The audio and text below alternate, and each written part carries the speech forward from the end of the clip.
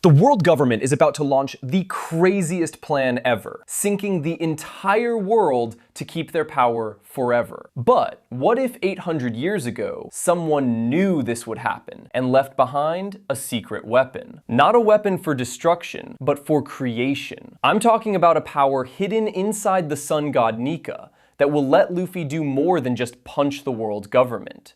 It will let him literally build a new world from scratch. For years, we've watched Luffy fight to the top, but we've been asking the wrong question. It's not about how he'll destroy his enemies, but how he'll save everyone when the whole world is underwater. The answer is one of the biggest secrets in all of One Piece. This theory changes everything we know about the ancient weapons, Joy Boy, and the real, mind-blowing reason for Gear 5. This isn't about a bigger punch. This is about creating an entirely new world. Okay, first, you need to understand this problem is huge. In chapter 1113, Dr. Vegapunk's final message dropped an absolute bombshell on the world. The world is sinking. This isn't some future problem. It's happening right now. We've seen hints for years. Aqua Laguna hitting Water 7 harder and harder, but Vegapunk confirmed this is a global crisis that's getting worse fast. And the cause? It's the world government. We literally saw them wipe the Lulusia kingdom off the map. But that wasn't all. That one attack caused a massive global earthquake and made the sea level rise by a whole meter. Instantly. Islands all over the planet were flooded. Now, let me connect the dots for you. The Five Elders have this plan called the Great Cleansing. We thought it was about getting rid of pirates. No. It's literal. Why would you rule thousands of islands that hate you when you can just sink them? The survivors would have to run to the Red Line, the only place left, where the Celestial Dragons would have complete control. It's the ultimate power move. They are literally trying to drown freedom itself. So how do you fight that? How can the Straw Hats win when the enemy is destroying the entire battlefield? You can't free an island that's underwater. Imu can just sit there and wash away anyone who stands against them. It's a perfect, terrifying plan. Unless someone 800 years ago saw this coming and made a counterplan so insane, the world government never even thought of it. To find the solution, we have to look at the ancient weapons. For the entire series, they've been hyped up as super weapons that could destroy the world. It's why the world government bans research on the Void Century. Let's do a super fast recap. First, Pluton. It's the worst battleship in history, a ship that can delete entire islands in one shot. The blueprints were so dangerous, they were just passed down to make sure nobody ever used them. It's pure destruction. Next, Poseidon. This isn't a thing, it's a person. Shirahoshi, the mermaid princess. She can talk to and command giant sea kings. This is an unbelievable, world-changing power. And finally, Uranus. We don't know much, but it's probably the sky weapon Imu used to destroy Lulusia. Powered by the Mother Flame, it's a death laser from the sky that you can't even fight back against. So you have destruction from land, sea, and sky. Pluton, Poseidon, Uranus. All of them are about overwhelming destructive power. This has made everyone think they're a trio of world enders. But you have to ask this question. Why would the Ancient Kingdom, this amazing and kind civilization, only create weapons of mass destruction? It makes zero sense. It doesn't fit with their hero, Joy Boy, who was all about freedom and smiles. It's like finding out a famous superhero spent his life designing machine guns. It just doesn't add up. What if there's a missing piece? What if Oda has been tricking us, making us focus on a trio of destruction to hide a fourth and final weapon?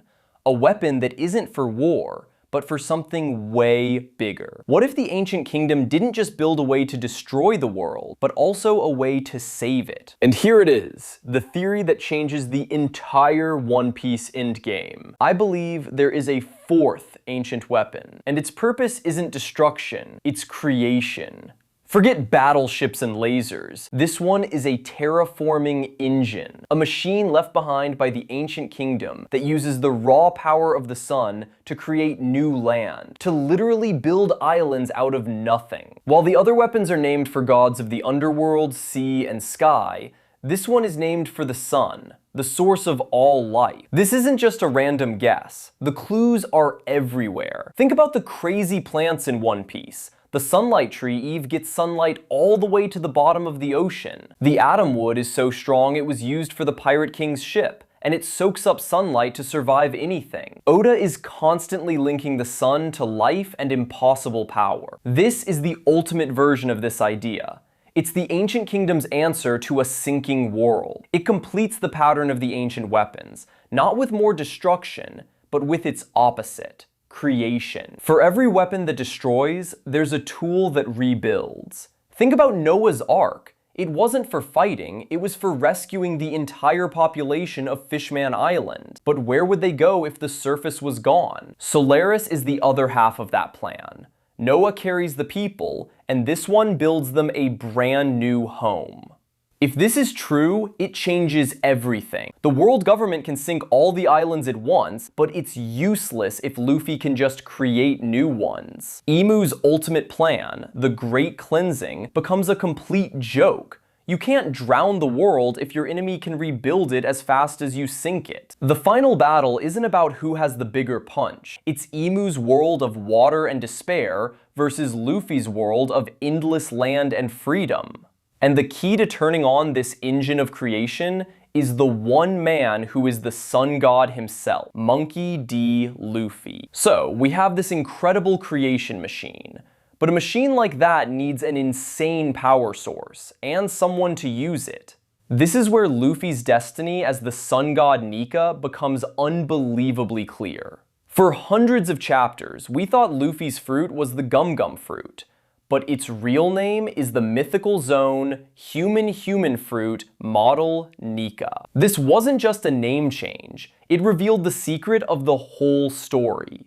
Luffy doesn't have rubber powers. He is literally a god, the warrior of liberation who brings smiles to everyone. His Gear 5 is the most ridiculous power in the world. He can fight with total freedom, limited only by his imagination. He can turn anything around him into rubber and spread joy with the drums of liberation.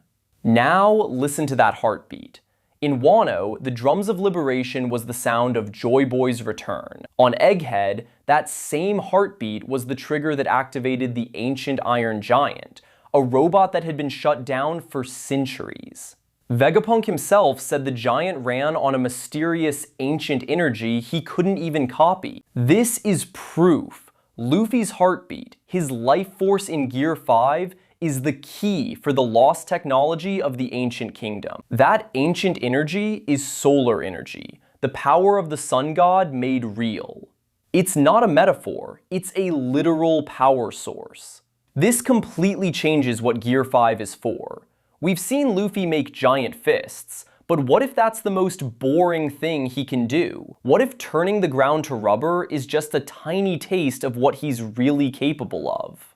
If he can already force his imagination on the world, what could he do with a massive amplifier like this one? He wouldn't just be changing the world, he would be creating it.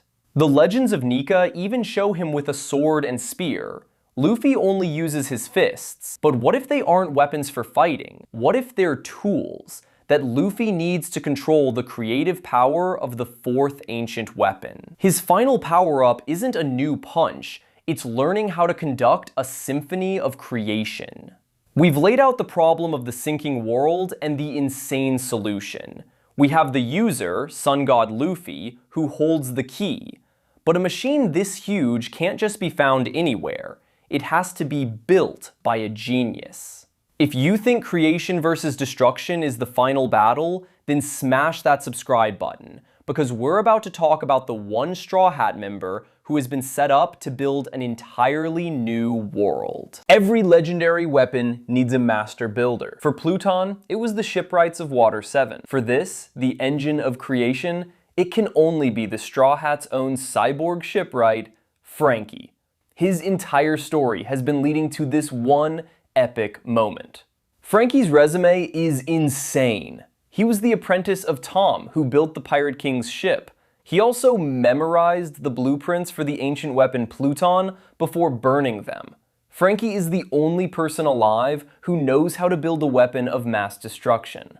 But it gets crazier. Frankie rebuilt his own body into a cyborg using scrap from Dr. Vegapunk's old lab. His lasers, his body, it's all based on the world's greatest geniuses' designs. And think about Vegapunk. His dream was to create free energy for the entire world. A solar-powered terraforming machine is the ultimate version of that dream. And right now, Vegapunk's brain is linked to the Thousand Sunny. Here's the big reveal for Frankie. He's not going to find Solaris. He is going to build it. The Pluton blueprints taught him destruction. Now, he's going to flip that knowledge. With Vegapunk's genius, Frankie will build an anti-Pluton. Not a machine that destroys, but a machine that creates. This is the ultimate moment for Frankie's dream. He wanted to build a ship that could sail to the end of any sea. What's a bigger challenge than a world with no land left? What's a more super ship than one that can literally create the world it sails on? Frankie won't just be the shipwright for the Pirate King. He'll be the shipwright for a new world. Now, let's picture the finale of the entire One Piece saga. The final war will be an insane global conflict fought on two fronts, a war of destruction and a war of creation. Imagine this. The sky is dark. Imu uses Uranus again and again, wiping islands off the map. Despair is everywhere. The Straw Hat Grand Fleet is fighting a desperate battle, just trying to buy time. But in the middle of it all is Luffy. He's in his full Sun God Nika form, glowing with light, at the helm of an incredible machine. The drums of liberation are beating, not as a sound of war, but as the engine of a planet coming to life. Next to him is Frankie, screaming "Super!" as he makes the final adjustments. Then it happens. As Imu destroys another island, a massive pillar of golden light erupts from it. Luffy lets out a huge, joyful laugh, and a brand new island surges up from the ocean. This is the final battle. Imu destroys, and Luffy creates. It's a perfect stalemate. Luffy doesn't win by punching harder. He wins by making Imu's power completely pointless. He makes the world government's ultimate weapon of fear totally useless by giving the world the ultimate tool of hope. Luffy's final gear isn't Gear 6, it's the true purpose of Gear 5, creation. It's the power to laugh at destruction and build a new world where everyone can be free, shaped by his boundless imagination. So let's recap this crazy theory. The world government wants to sink the world with Uranus, but Joy Boy predicted this and left a counterplan, a fourth ancient weapon that builds new land. The key is the sun god Nika, and the user is Monkey D. Luffy, whose Gear 5 heartbeat provides the power. The man who will build this machine is Frankie, using his knowledge of Pluton and Vegapunk's genius. The end of One Piece will be a battle between destruction and creation, where Luffy's ultimate power isn't an attack, but the act of building a brand new world. This changes everything. How do you bring the fishmen to the surface if there's no surface left? Luffy will create their new home. Why destroy the Red Line when you can just create a new continent where everyone can live together? This leaves us with one last massive question. If Luffy, who just wants everyone to eat and be free, gets the power of a god to shape the world, what does that new world look like? Let me know your craziest theories down in the comments. And if you want more deep dives that connect every secret from over 1,000 chapters of One Piece, make sure you subscribe. You won't want to miss what we uncover next.